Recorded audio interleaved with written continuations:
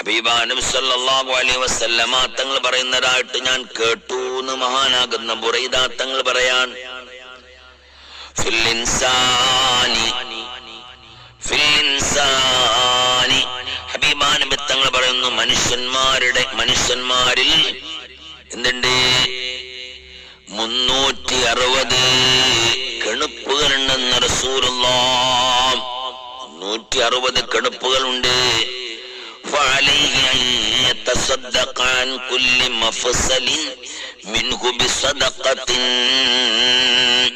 സഹാബത്തിനോട് പറയാണ്, സഹാബ 360ഓളം കെണുപ്പുകൾ ഓരോ മനുഷ്യന്മാരുടെയും ശരീരത്തിലുണ്ട്.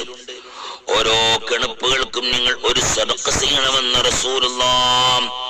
ഫഅലൈഹി അൻ യതസദ്ദഖ അൻ കുല്ലി മഫ്സിലിൻ മിൻഹു ബിസദഖ. ഒരു സദഖ ചെയ്യണം നിങ്ങൾ ഓരോ കെണുപ്പുകൾക്കും. ഖാലൂ, സഹാബത്ത് ചോദിക്കുകയാണ്, വമൻ യുതീഖു ദാലിക യാ നബിയല്ലാഹ്. ഹബീബായ നബിയെ, ഇതൊക്കെ എങ്ങനെ കഴിയാം? ഇതൊക്കെ എങ്ങനെ നടക്കും നബിയെ? അത് ചോദിച്ചോലാരേക്കും? സാധുക്കളായ ആൾക്കാരായി.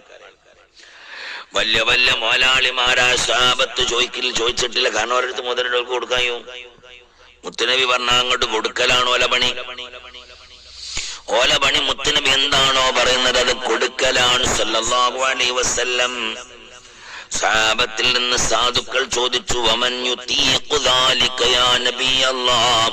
ഇതൊക്കെ ആരെക്കൊണ്ടാ നബിയെ കഴിയാം? 360 കെണുപ്പുകൾക്ക് 360 സദഖ ചെയ്യാൻ ആർക്കാ നബിയെ കഴിയാ? ഖാല, അപ്പൊ നബി സല്ലല്ലാഹു അലൈഹി വസല്ലമ തങ്ങൾ പറയുന്നു, അന്നുഖാഅത്തു ഫിൽ മസ്ജിദി തദ്ഫിനുഹാ.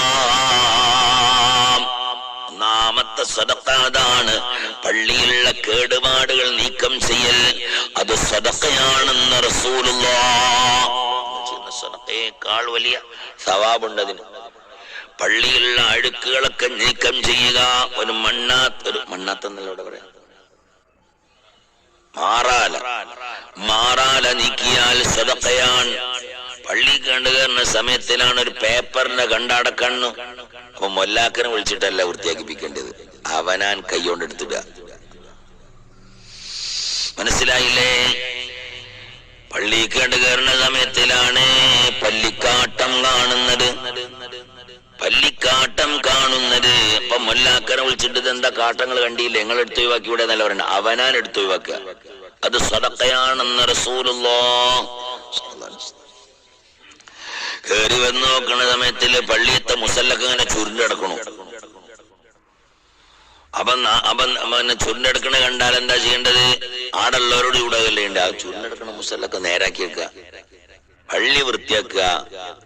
ഇത് സദഖയാണ്. ഹബീബാ റസൂലുള്ളാഹി സ്വല്ലല്ലാഹു അലൈഹി വസല്ലം.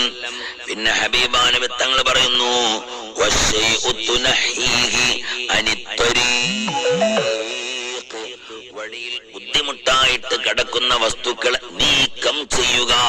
ബുദ്ധിമുട്ടായിട്ട് കിടക്കുന്ന വസ്തുക്കൾ നീക്കം ചെയ്യുക എന്ന് പറഞ്ഞാൽ, റോട്ടിന്റെ മുകളിൽ ഒരു കല്ല് കിടക്കുന്നുണ്ട്, അതെടുത്ത് ഒഴിവാക്കുക. അത് സദഖയാണ്. ഒരു കല്ല് കിടക്കുന്നുണ്ട്, വലിയൊരു ഉരുളങ്കല്ല് കിടക്കുന്നുണ്ട്. ഉരുളങ്കല്ലാണെങ്കിലും ചെറിയ കല്ലാണെങ്കിലും എടുത്ത് ഒഴിവാക്കണം. ആ കല്ല് കയറിയാൽ മതി ബൈക്കുകാര് വീണു പോകാൻ. ഓലമടൽ വീണ് കിടക്കുന്നുണ്ടെങ്കിൽ അതെടുത്ത് ഒഴിവാക്കുക.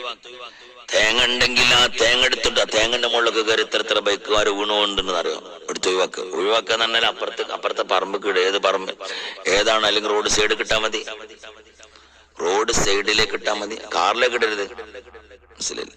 കാറിൽ ഇങ്ങനെ പോകുമ്പോ റോഡ് മേൽ തേങ്ങ ഉണ്ടല്ലോ, ആ റോഡ് അതവിടെ കൊണ്ടിടാം. അതൊക്കെ സദഖയാണെന്ന് പറയാം. എന്നിട്ടോ ഹബീബാ നബി തങ്ങൾ പറയുന്നു, ഫഇൻ ലം തജിദ് ഫറകഅതാൻ അൽളുഹാ തുജ്സിഉക. ഇതിനൊന്നും കഴിയൂലെങ്കിൽ ഒരു 2 റക്അത്ത് ദുഹാ നിസ്കരിച്ചു കഴിഞ്ഞാൽ 360 രൂപ സദഖ ചെയ്ത കൂലി സദഖ ചെയ്ത സ്ഥാനത്ത് നിൽക്കുമെന്ന് റസൂലുള്ളാഹി സ്വല്ലല്ലാഹു അലൈഹി സയ്യിദിനാ മുഹമ്മദ് സ്വല്ലല്ലാഹു അലൈഹി വസല്ലം. സ്വല്ലല്ലാഹു അലൈഹി സല്ലല്ലാഹു അലൈഹി വസല്ലം. ദുഹാ നിസ്കരിക്കണം. മനസ്സിലായില്ലേ ഉമ്മമാരെ? ഒരു കമന്റിൽ നോക്കട്ടെ.